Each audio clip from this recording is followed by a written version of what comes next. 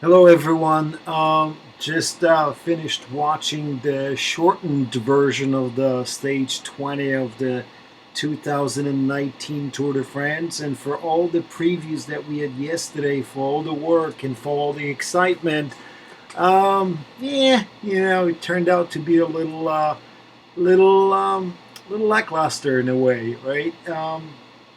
I was hoping for a big attack from everyone. I was hoping for some action, but it really turned out with a shortened stage that there was not much of it, right? Jumbo set up an early pace, and then INOES took over, and the question was whether somebody would attack, but clearly there was really no strength left. Now, although I'm not criticizing the ASO and the race organizers for eliminating Col du Roseland due to landslide, I mean, the road was absolutely impassable, but there was no landslides on Col de Longefoy, right, with that kind of tricky descent. Um, and there was also no landslides on the numerous climbs around Albertville. So, the question here remains whether, the ASO really just kind of went for easy, right? Did not want to really animate the race because of the contracts they had, with the local organizers, or with the hotels, and just kind of shortened the stage. They just kind of went for easy. I mean, in my opinion, of course, I don't know the details, but it just made this fantastic Tour de France a little bit disappointing in the end for me, because to me the race should be decided out on the road. Everything should be taken, under consideration to actually make this stage really interesting, and at least as hard as it's supposed to be. Again, I'm not, discounting the decision of the organizers that, you know, that a Col de Roseland should not be cut, but something else should be added in a place. And if just you couldn't add anything else, which you could, because if you look at the road, there's numerous climbs there. At least the category 2 Longefoy should be there, because it would have made it for an interesting race. Okay, and it turned out it didn't rain at all. I know you can't predict the weather where it goes, or where it does, but still, Col de Longefoy with a very tricky descent, with like a punchy short beginning, that would have been, if they would have kept that, that would kind of have changed the race, because that would have forced the riders to descend on a dangerous descent, and obviously we want to avoid people crashing and all of that. But the Tour de France is won in all sorts of conditions by hopefully the best rider in all abilities, right? Not only the climber, not only the time trialist, not only the one with the strongest team, but also the one that can descend, okay, and also the one who can cope with the weather.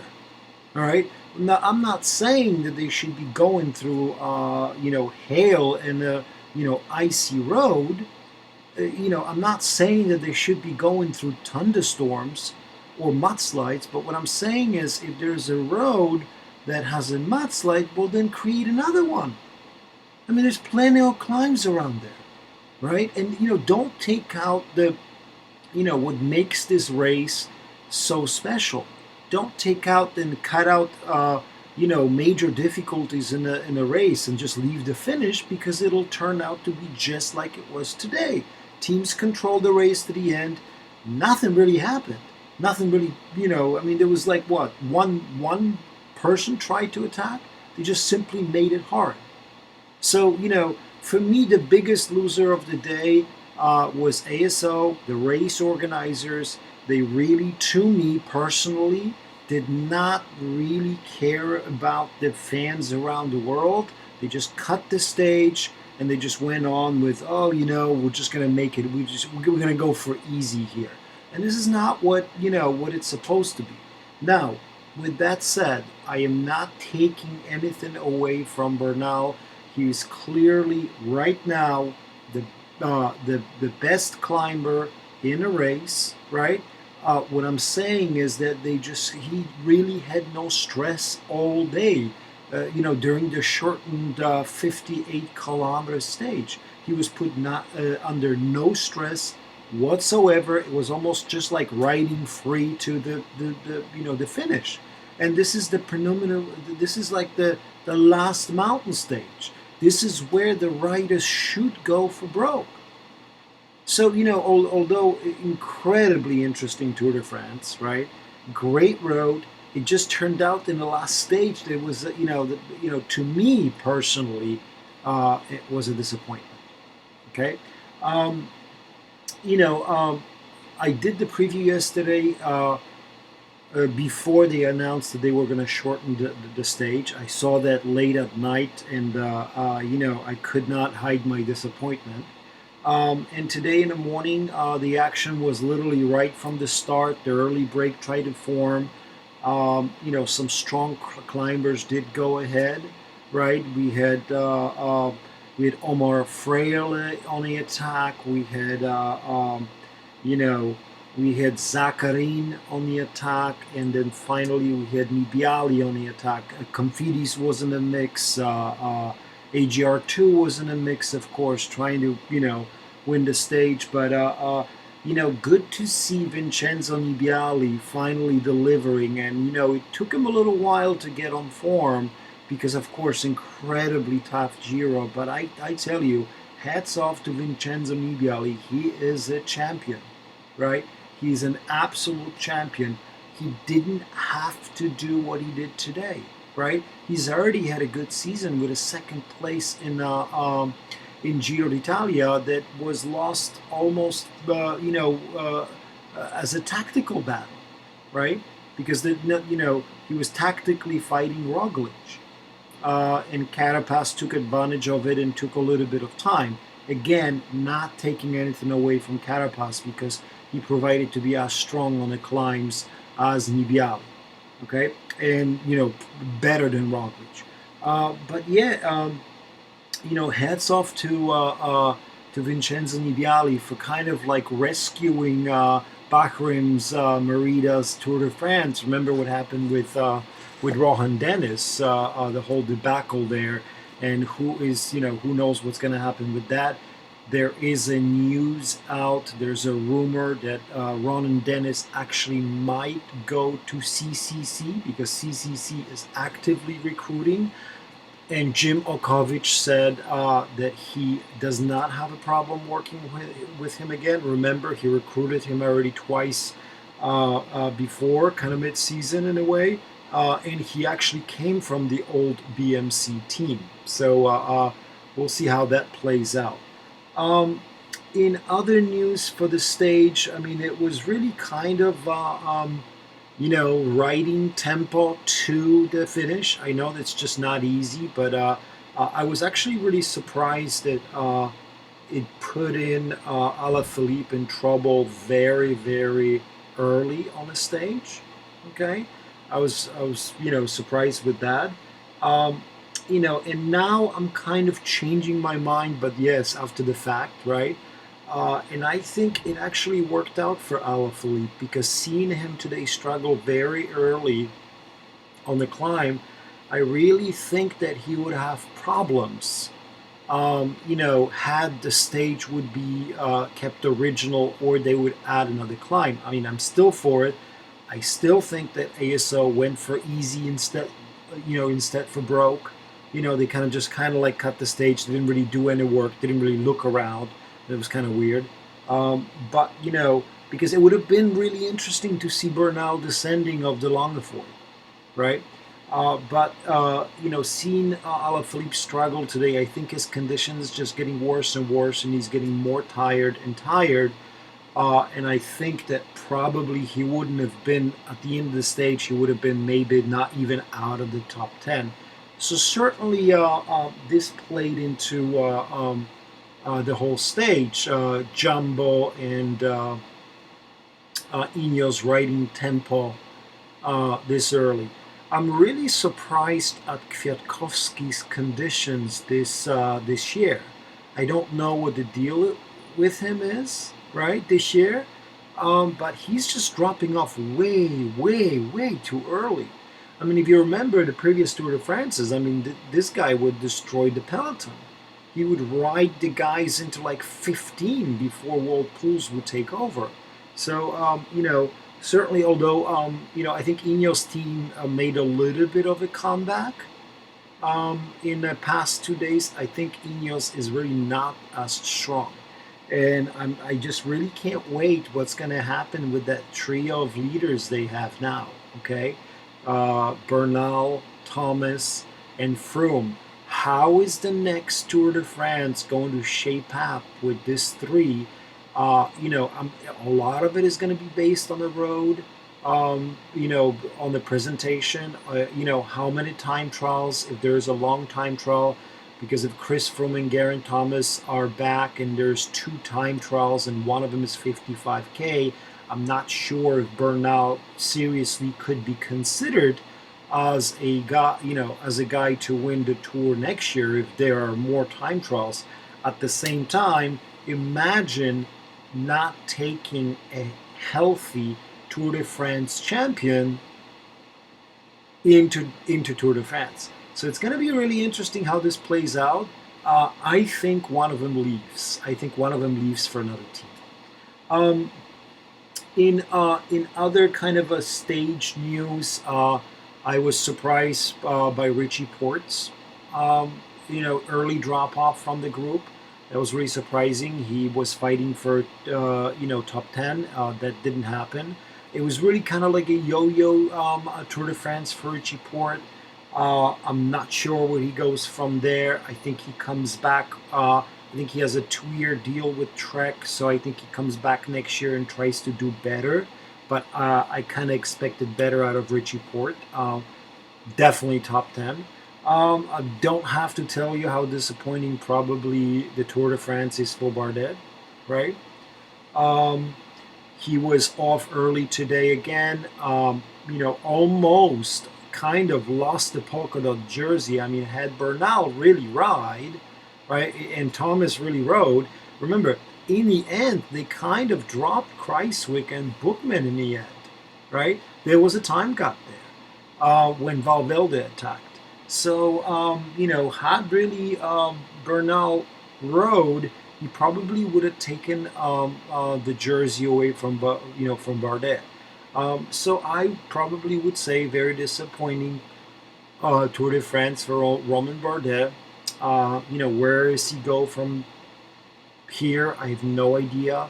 I know that he wants to be back at the Tour again. The question is if he comes back next year or he actually takes a year off and concentrate on different on different tours and different races. I mean, you still have Giro with a little bit less pressure. You still have Vuelta with a little bit of less pressure. He's done well in the Tour in the past. That's the difference. So we'll just have to see how this plays out. MovieStar weirdness, weird Tour de France, weird tour. Team behavior continued today. I mean, you see Soler go off the front, right? Then Quintana goes after him. I think people are just getting starting to over exaggerate this whole team thing. There's definitely a problem there, but it was really, I would love to hear what the director sportif had on his mind when he actually, whether it was like it was a team car call, right, to have Soler go and Quintana attack, or whether it was just completely unexpected from Quintana. It would have been interesting to see. Bachrain again attack, again drop. Clearly, Giro d'Italia is getting into him. It's just it's just too hard. It just appears too hard right now to ride the hard Giro and then try to do something at the Tour. But Nibali just rode every single person off that wheel. As they were coming in. Simon Yates tried again. He tried to attack, from the group, but he was just put under pressure by the pressure from Jumbo and by the pressure um, uh, from INOES. Trying to think about something else. Again, in a whole review, I am personally disappointed with the stage today. Uh, I'm not disappointed with the tour. Absolutely fantastic tour. Uh, tomorrow there's another stage into Champs-Élysées. We're gonna have another sprinters finish. Um, it would have been really interesting to see Thibaut Pinot go with Bernal. I thought that injury single-handedly changed the whole tour. All right, the fact that Thibaut Pinot was out, the fact that the whole injury thing, nobody really talks about it again. Now they're saying that like he hit a handlebar with his leg. Strange. All right. I I I honestly don't know what to think about it. Right. Um, Somebody said yesterday on the podcast that you don't abandon the Tour de France because of you hit handlebars. Again, I don't know. Okay, so this is it for the recap, the review of the stage. Wasn't really too much action out there. Oh, by the way, I forgot. Um, Kreiswick and Bookman, right? Bookman really needed to attack. He did attack a little bit, but maybe just because he just didn't have the strength, right? Um, at this point, had a fantastic Tour de France. He's a clear leader of Bora, right? At least for the Tour. I just would like to see him not follow as many wheels and maybe uh, animate the tour a little bit more in the future as he, grows into a legit Tour de France rider. I think everybody was kind of surprised that he finished so high. Um, Kreiswick, he tried today, but he was definitely off form. This actually might have worked for Kreiswick, this shorter stages, because I thought he was just getting a little weaker and weaker and weaker as the days and climbs went on. So, congratulations to certainly Kreiswick. Top three finish in the tour. It's a big accomplishment. Uh, Again, it was really interesting to see Geraint Thomas and Egan Bernal kind of, everybody's happy, right? Everybody's happy. Everyone is high fiving, they're hugging, but you could tell a little bit that it was just kind of disappointment. I mean, I'm happy for the teammate, but I'm not happy for myself. I think Geraint Thomas knows. I think he knows that in order for him to get another serious crack at the Tour de France, he's going to need to leave INEOS, right? Where? We don't know, right? There was a rumor about a year ago that CCC made an offer to Geraint Thomas. He didn't go, right? I don't know if that's an option right now.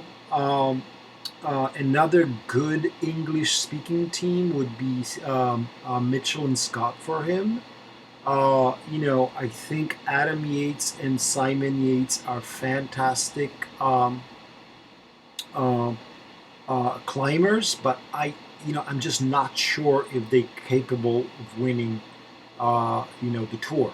So that might be a good place to go for him.